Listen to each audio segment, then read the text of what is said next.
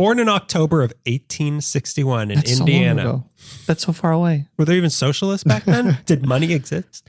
He did what any boy in Indiana would do, lived on a farm and got TB. He grew up to go to the Northwest Christian University in Irvington, Indiana, where he became an ordained minister. But after 3 years, he got sick of God and all his whiny followers and quit the church to go to Colorado College in Colorado Springs, Colorado, to become a lawyer, Colorado. Job got sick of God. Yeah. I think I've read this story before. What, he'd kill his brother? I don't know. I don't really, yeah. Something about a pillar of salt. A hill. They went on a hill to kill a baby. And then he said, don't kill the baby, kill this goat instead. Yeah. But the goat is not this mama? goat's baby. Yeah, I don't know. I don't know what happens. Yeah.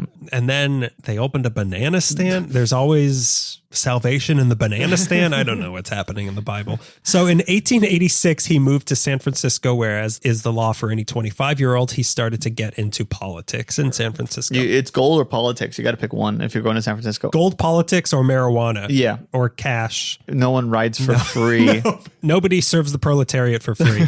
So he became very interested in new ideas and even founded a group called FISH, called the Pacific Nationalist Club, which sounds scary, but actually just discussed progressive ideas, which is where he was introduced to the idea of socialism. This was a time when unions were hated all across America. The distant memory. Distant memory of a bunch of... Get back to work. You make $50,000 for 5 years. Get back to work. If you're real good, I'll give you another quarter. And if you work for 5 years. So people were working in this time in America. The average work week was 10-hour days, 6 days a week. That's what people worked. So to a compassionate man who thought there was a better way, a system of government where people were valued ahead of money made a lot of sense. Yeah. So he started using his lawyering powers for good and would defend people who were enemies of businesses and tyrants. Okay. That's who he would defend. Cool. You're Joseph Stalins. You're... So he was also very charismatic and kind of looked like Jordan Schlansky, but with TB. So George Schlansky. By 1898, he was living down in LA in Highland Park, making kind of near Vidiot's, right? Yeah. He was the original Vidiot, making a name for himself as a progressive lawyer. And that year, he actually ran for governor of California as the candidate for the Socialist Labor Party on the platform of workers' rights and racial equality. So, of course, he lost, but that wasn't going to stop this socialist. Just 2 years later, in the year 1900, he became the first socialist nominee for president of the United States. Whoa. How did that go? I mean, unions rule the whole country now and things are great. Everyone gets paid a fair wage. Look at your $10 bill. Tell me who's on it. Look at your $10 bill. Doesn't exist. There is no money. Because we barter for everything. We don't pay with money. We pay with really good ideas. That's how we get our coffee. However, his Socialist Labor Party decided to run on a joint ticket with the Socialist Democrats, and in doing so, they forced him to step down to vice presidential nominee to make way for Eugene V. Debs, who was the first socialist to actually run for president. Right. So he was just the first one nominated, but the first campaign was Eugene V. Debs, but he was the vice president. They were running on a platform of workers' rights and racial equality, so of course they lost to William McKinley and Theodore Roosevelt, who went on to be assassinated and kill a buffalo, respectively. So it could... You're saying there's a correlation between the two things? Is that what you're saying? Man destroys president. Buffalo destroys man. Socialists never inherit the earth. So it could have... Imagine, instead of Theodore Roosevelt, we had socialists. Yeah. Another big loss for Harriman, but even so, people nationwide became aware of him and his ideas, and they were fans of his. He was like the Bernie Sanders of his day, but with TV. Sure. So Bernie Sanders. Yeah. So he returned to LA and continued his political crusade, and his career in this time frame was pretty much defined by two cases. The first was his defense of Ricardo Flores Magón, in 1907, who is the man whose ideas helped spark the Mexican Revolution. Oh, wow. So at the time, Magón was living in exile in L.A., hiding from Mexican President Porfirio Diaz, which was a bad coincidence since one of the men who controlled the puppet strings of L.A. at the time was Harrison Gray Otis of the L.A. Times, who was a good friend and collaborator of Porfirio Diaz. Christ. This story, we talked about the bad things Harrison Gray Otis did. Yeah. This story gives even more shading to that of he's shady. Yeah. Like these are some bad things. Capital S shady. Yeah. Otis couldn't do anything tangible to Magon in LA, but what he could do was slander the man who represented him, Job Harriman. Okay. Because of this and his overall socialist pro-union leanings, the famously evil Harrison Gray Otis hated Job Harriman forever. Okay. And it kind of can't be overstated how much of a negative influence Otis had on LA. He was the mouthpiece of Los Angeles pretty much. Like if what he wanted in the biggest newspaper in the city went. So whatever his leanings were disseminated to the general public. He prevented progress in the workplace and he prevented progress on social issues as well by both swaying public opinion with his newspaper and also manipulating the politicians that he had in his pocket because he was also ridiculously wealthy. Yeah. He made it so that you needed a permit to assemble publicly, but oddly, the city never seemed to grant permits to socialist gatherings, which always ended in arrests by the LAPD. Yeah. But he always seemed to give permits to gather to evangelical groups. Look or at not that. him, the city. The city. The would. city. I hate him. Go ahead. But a great newspaper to this day. Great hat. So Otis kind of made free speech illegal in Los Angeles, which was everything Job Harriman was fighting for, free speech. The second big case of his career was one we're all too familiar with, the bombing of the LA Times building on October 1st, 1910, 1 month from today. Harriman was the associate lawyer of Clarence Darrow, who was defending the McNamara brothers. Right. This, of course, was a very high-profile case, and in LA, people were on the McNamara's side because initially it was believed that they were being framed by Otis as part of his efforts to crush unions. Around the same time, people all over the city were also going on strike left and right for better wages and being arrested left and right under Otis's anti-picketing ordinance, and defending a lot of these people as well was Job Harriman. Okay. So with this, let's just say political cred sky high in the city, Harriman thought, well, they wouldn't elect a socialist as president. They wouldn't elect a socialist as governor. Maybe the time was right for the city of Los Angeles to elect a socialist as mayor. Oh. Socialist mayor. I like the sound of that. Good. Hey, cab. So he launched a campaign to be elected mayor. Who would bring fair wages and socialism to the city. One of his slogans was "Fight Otis, organize the city, and elect a socialist mayor." Job Harriman. He puts it all on the poster. He put it all out there. His famous slogan that was like a pamphlet long. And it actually looked like it might work. The LA Times bombing united the interests of both union leaders and socialists to push for someone who would bring about something better for the city. And Socialist Harriman was the answer they were looking for. Okay. The union people liked him because he was pro-union, and the Democrats even liked him because he had liberal leanings, but was more moderate than, say, a pinko commie. Sure. And guess what? Job Harriman won the election in the first round, at least, of the election, but it wasn't enough of a majority, so it went to a runoff. Okay. However, in the time between this first round and the runoff, the McNamaras pleaded guilty to the bombing that killed 21 people, and suddenly unions and socialism were an ugly, violent word again to Los Angeles.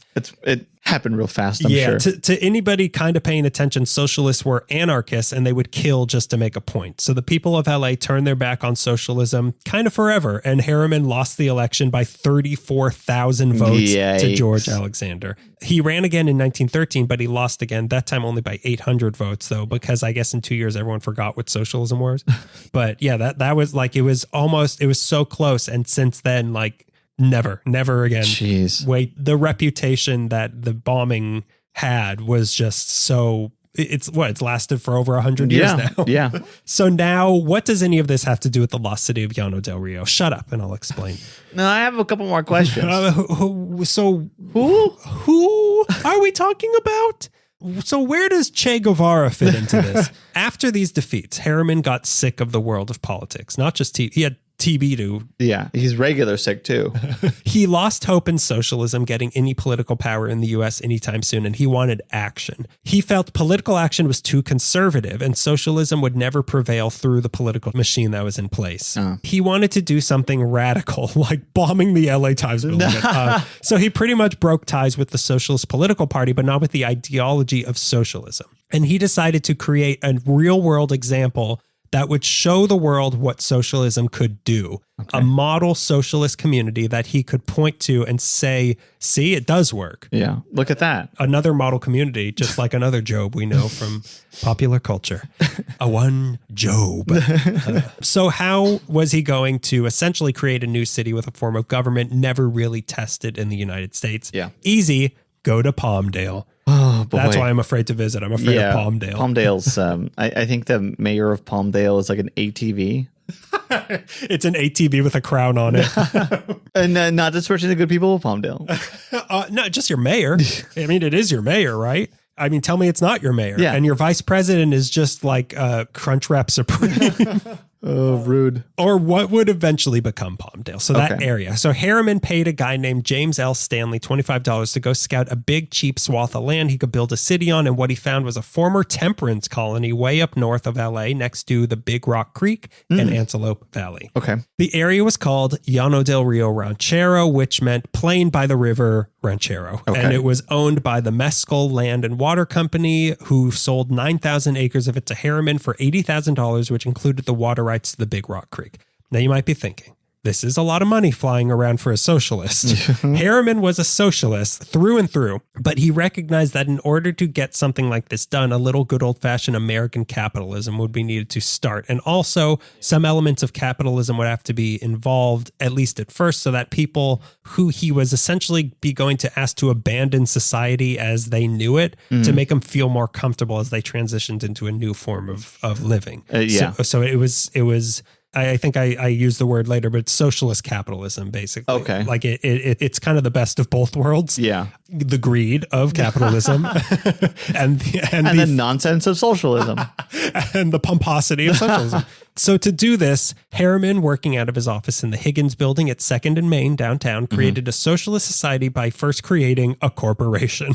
Okay. He formed the Llano del Rio Company on October 10th, 1913 that bought this land. Now, the way this was going to work was the corporation owned the land, and the people who would be moving there would have to buy into shared ownership of the land in the form of $2,000 worth of shares of the land, like a co-op. Okay. Nobody got any more shares. Nobody got any less shares. In return for this, you were provided the shelter, food, healthcare, and education for your children or yourself if you wanted, and you would be assigned a job on the land to help contribute based on your abilities, and were paid $4 a day to do so, and you would have a 5-day 8-hour work week. Okay. And 2 weeks of vacation a year, which was actually great considering the average pay in LA at the time was $250 a day for 6 10-hour work days. Yeah, that's much better. Yeah, it's a socialist amount better. If you couldn't quite afford this buy-in, you were able to have a maximum of 3/4 of your shares bought on credit, and $1 out of your $4 a day went towards what you owed until that was paid off. Okay. There were occasions where people could barter their way into owning shares if they could provide something to the community of high enough value. Like one guy had a full sawmill set up complete with oxen, so they let him in because he could help them make lumber. His name was Paul Bunyan. So not a big deal. Kind of a big deal, but not a big deal.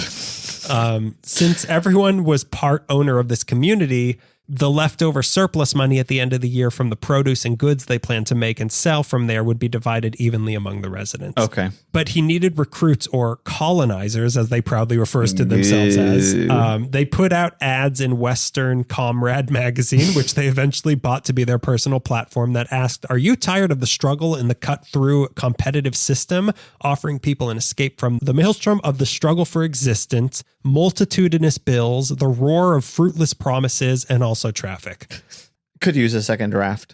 Maybe trim, maybe shave. Reading some of the quotes of like them promoting this and the way that Otis in the LA Times was like slamming them, that like, wow, the flowery language they used to be. Yeah. Now it's like, if it has more than 4 letters, don't use it. If it doesn't fit in a hashtag, don't use it. Yeah. Hashtag maelstrom. Hashtag Harriman is a cad. So Harriman also had sales agents in LA that would recruit people for a commission. People started applying, but to do so, you had to have 3 references, be sober, and answer correctly questions like, do you believe in the profit system? And is happiness a state of mind or dependent upon affluent material conditions? And you also had to be white. Oh. Non-white people did apply, but Harriman claimed that people of color weren't allowed in his utopia of a human harmony, not due to race prejudice, but because it was not deemed expedient to mix the races in these communities, whatever that means. It's not due to racism. I just think that your race will slow down the progress. But it's not racist. Biologically, you are slower. I don't know what asshole.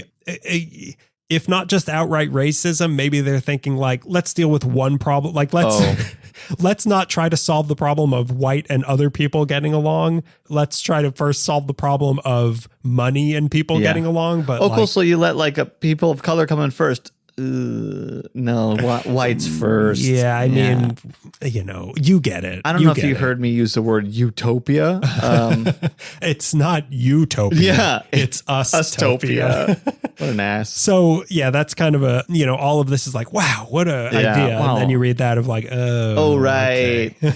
Right. Oh, right. It was the 1920s. So in the end, they were able to rustle up enough people, some from the Young People's Socialist League, some from California, some from other parts of the country, some from Europe. The first to join was Millie Miller, who was Harriman's stenographer and also a superhero.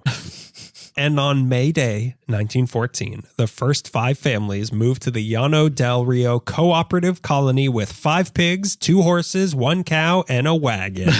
What more could 5 families ask for? Harriman saw Llano as the Plymouth Rock of the cooperative commonwealth, and that he and the settlers were an army of cooperation. I feel like any minute now you're going to be like, yeah, well, they kind of Mansoned out. That's what, I was trying to, when I was reading about all this, I'm like, okay, so when do they all shave their heads? Yeah, when did they shave their heads and carve swastikas in their forehead? When do they go try to kill Sharon Tate's grandparents? Yeah, when does the ball drop? The thing about this is that there's no religion involved. Sure. Like nobody at any point was like, well, I'm God. Well, clearly I'm God. I don't know if you saw, I have long hair and I'm a boy. Yeah, it never crossed into that. Okay. But yeah, I was waiting for it the whole time. So he said, we will show the world a trick they do not know, which is how to live without war or interest on money or rent on land or profiteering in any manner. But he also knew that this wasn't going to be easy. He said, what we must know isn't in any book. We've got to go out and discover it by trial and error from the ground up, and it's going to be tough. Okay. And tough it was. It's true. like nobody knew how, nobody still knows how to successfully run a socialist society without it turning into a dictatorship or something like that, or the Source family. Yeah. It's not a cult. I just want you all to sleep with me. Yeah. We're all equal here. Just me. I'm just more equal. Yeah. Than And I anyone get else. to paraglide whenever I want, and you don't.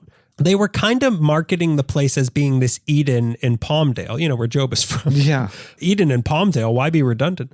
But when people started arriving, it most definitely was not Eden. It was just a craggly swath of high desert. It was their job to turn it into Eden. So in those earliest days, people were just clearing land and digging ditches for irrigation and sewage. Oh, the glamour. Oh, socialism.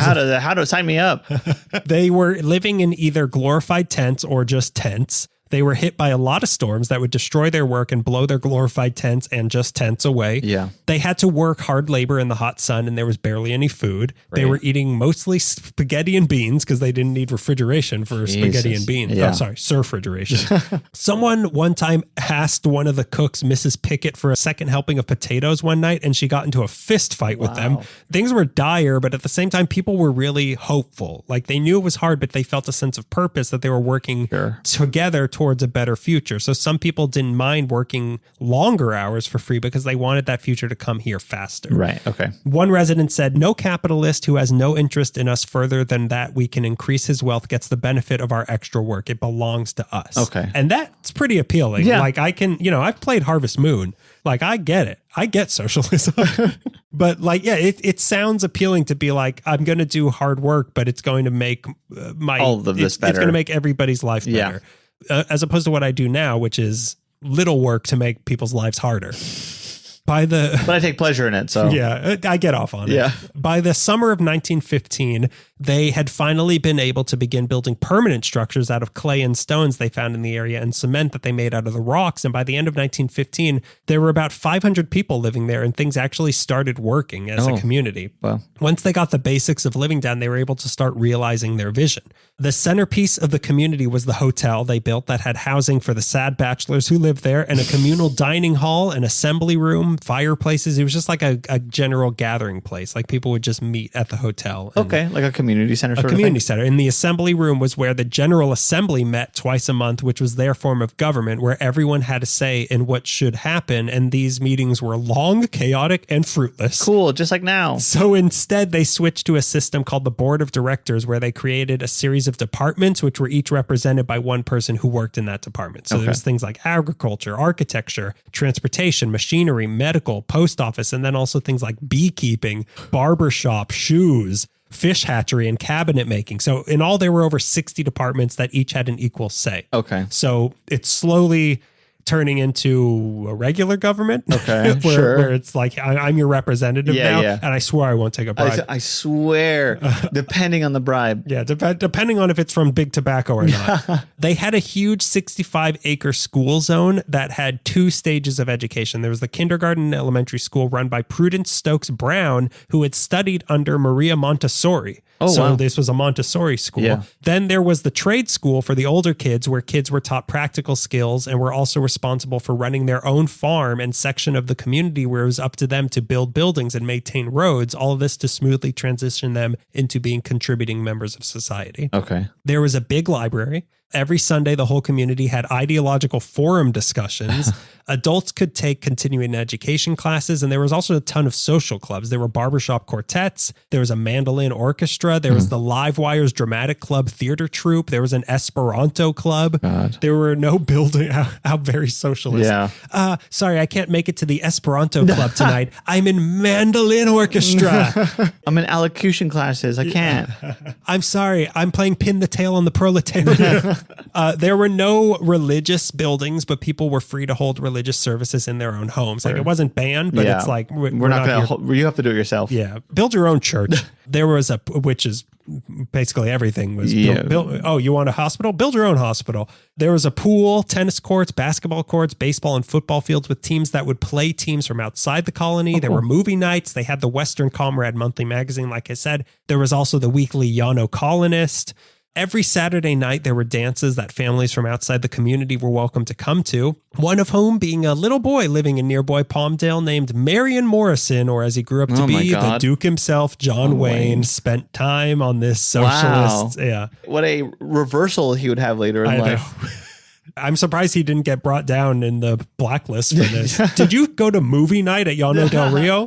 I tell you, partner, I didn't. That's my John Wayne. Pretty good. I forgot the joke, but it's pretty good. What's most shocking about that is that John Wayne apparently lived in Palmdale. Yeah, that's strange. Marion? You mean Marion? 2 guys called the Zorn brothers built an airplane out of old Model T motors that mysteriously burned to the ground before its first flight, but it was an airplane.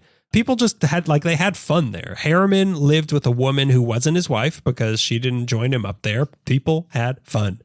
God damn it. I swear they had fun. They cheated on their wives. They had fun. People who were old or sick or physically unable to work were cared for by the community. They got to the point where 90% of their food was produced on site. You would buy everything you needed from the commissary, and the small profits that were made off those sales went right back into the community projects, and you were able to withdraw $75 a year from your funds to spend outside the colony. Okay. It was capitalist socialism at work, like I said. Yeah. People were working jobs to make money, but they were jobs that helped the community and money to be spent in the community. So it was a self-contained thing. They were drinking their own urine. Not to brag. Yeah. I don't want to make this sound like a paradise, but they were drinking their own urine. Those irrigation ditches went straight into the taps at the bar. In May 1917, they reached their height with around 1,100 people living there. Really? They had big plans for expansion also. They were going to build out a grid with radial streets like Paris emanating from one central hub with an underground conveyor that would bring people their food and laundry from this central place. This was designed to lessen women's domestic obligations in the home so that they would have more time to pursue their own interests. Yeah. But to sustain all this, they needed more water, and that was a problem. Yeah. It is to this day. They hadn't just rushed into building a new city in a desert that they hoped they'd find water in. They actually did the research, but what they hadn't accounted for was earthquakes. Oh, yeah. Which had diverted a large part of their underground water supply. So their water calculations were way off. And 1917 was a drought year, and they were at the height of their population in this drought year where they suddenly didn't have enough water. Yeah. They knew natural sources would never be enough. So in 1916, they had already applied to build a dam on the river, but they were denied because at the end of the day, nobody there knew how to build a dam safely. Sure. And they also didn't have the money for it. We've been copying these beavers, or it's badgers. No, it's beavers. We've been kind of taking some notes, but they're kind of shifty. They're not really down for the socialist thing. We've been attempting to use our tails to make these dams, but it's not quite working. But I think we can develop a satisfactory human beaver tail. So with that water, the end was already written to this story. Then they started getting into lawsuits with the neighboring ranchers for using more than their fair share of the water. Then a different sort of nature started becoming a problem. human nature. Oh no, the worst kind of nature. Some people started trying to game the system and keep more of the profits than others. Some didn't want to pull their own weight. One guy was named Gibbon, and he avoided doing any sort of physical labor so often that people started referring to laziness as Gibbonitis. No, that's funny. Then there were those who felt lesser than the so-called managers, who were the head of each of the departments, and everyone was supposed to be equal here with no one person being in charge. But in the end, Harriman was kind of in charge, and that rubbed people the wrong way. As it should have. So opposition groups started to pop up in the community to undermine the work that was being done. One was called the Welfare League, who resisted the politics, but they were forced to leave because opposition in any form was deemed as going against the harmony that they were striving for. One group formed called the Brush Gang, who were plotting to remove Harriman from power. Oh, cool. So named because they would meet in bushes to discuss overthrowing the government. They... Real organized stuff. When you hear that they're meeting in the bush, you have to take them very seriously. Oh, you guys are a real group. This is a big bush. They drew plans in the sand, Greg. Don't mess with them. Don't mess with them. They'd put sprigs of sage on their shirts so that members could identify each other as a member of the Brush Gang. They grew to 83 members, with their leader being Frank Miller. Not that one, although I could see it. Yeah. All opposition groups were given one of two options: disband or exile. Jeez. Many chose exile and turned right around and filed lawsuits against the colony for swindling them. Mm-hmm. They did get investigated, the colony, and were found to be mismanaging funds, so they were banned from selling new shares of the community. But Harriman's solution was to form a new shell company in Nevada because their ban only applied to selling shares in California, and they were allowed to stay open because we're selling it in Nevada. Right. You never said anything about Nevada. Do you think about Nevada? But these people who left were also bad-mouthing Llano to the press, which of course Harrison Grayotis and the LA Times absolutely relished. Yeah. They printed stories of every failure, every misstep. They called Harriman the modern Moses and the oligarch of misrule. Right. And why don't they call him the modern Job? Didn't Job do bad things? I don't know. What did Job do? I don't remember. And at the end of the day, what did Job do? What would Job do? And the truth was, the place was managed poorly because nobody there was really trained to manage a place, like to run a government. They were making it up as they went and were all equally inexperienced, and the bureaucracy would sometimes clog itself up. Like one time they lost an entire crop of alfalfa because the committee never got around to authorizing having it harvested in time before it rotted. So they were like, can we do it now? It's not on the docket. And then like a week later, okay, you can do it. And it's all gone. It's dead. Yeah. From incidents like this and the water situation, the farms never got to the point where they were making profits, which is money they were relying on to stay afloat on water, which they also didn't have. Plus, all these lawsuits were draining their funds, and slowly people's savings started to dwindle. And then World War, the first one, became World War, the U.S. is involved. And able-bodied men from the community started getting plucked out to go kill the Red Baron. And others slowly started to leave, unable to resist the call of capitalism from the higher-paying wartime jobs that started to pop up in L.A. Yeah. And by early 1918, Llano del Rio was bankrupt. Wow. As soon as they were denied the permit to build a dam, Harriman saw the writing on the wall. So he had already started scouting a new location for Llano del Rio elsewhere with more water. And that hunt led him to Stables, Louisiana, which is where he and the remaining diehards relocated to in 1918, which they renamed New Llano. You just give it a new name. It should have been Llano. This new Llano actually lasted pretty successfully until 1937, when they still remained a town but abandoned socialism. It's still there today. It's called New Llano. You can go visit it. Really? It's just probably a very racist town now. But let's not forget Harriman's silent partner through all of this, his TB. Swampy Old Louis. Oh, yeah. You can't go swampy. If you have TB, you can't go to the swampy Louisiana. You gotta get hot. You gotta get hot. You gotta get cool. You gotta get love. That's the TB song, parentheses, the TV song. Yeah. So swampy old Louisiana was not good for that. So in 1924, he left New Llano and moved back to the other LA, Los Angeles, where he lived at the Melrose Hotel on Bunker Hill until the end of his life 1 year later. Meanwhile, back at Old Llano, immediately when the community exodus, there's a lot of Job in this, the local ranchers looted the place to hell and demolished everything to recover as many resources as they could. Jeez. The ruins that remain are still there off the 138. There's like some stone walls of like the hotel and some floors. You can still go there. So the largest socialist experiment in the 20th century United States, and maybe ever in the United States, ended with a bunch of people from Palmdale ripping it apart for leftover clay. In 1934, King Vidor made a fictionalized version of this story called Our Daily Bread. But one guy who really thought about this place a lot was a guy who lived nearby decades later, Aldous Huxley. Oh, okay. Of which another, like, why are all these people living in Palmdale? Weird. Like Red Man? What's Red Man doing in Palmdale? Is it Red Man or Method Man? I don't know. No, I didn't know either one of them lived in Palmdale. Oh, no. Method Man lived in Lancaster. He got to know a few of the former colonizers, not Method Man or Red Man, Aldous Huxley. Sure. And he said he always heard good things from them, but he still looked upon the ruins of Llano del Rio and referred to them as the Desert Ozymandias. But to you, Aldous Huxley, legendary science fiction titan, I say Ozymandias was already in the desert, you idiot. Don't try to compare him as if it's different. It's the same exact thing. Wow, hot take on Huxley. Wow, you're really coming for Aldous Huxley now. Yeah, Brave New World, isn't it?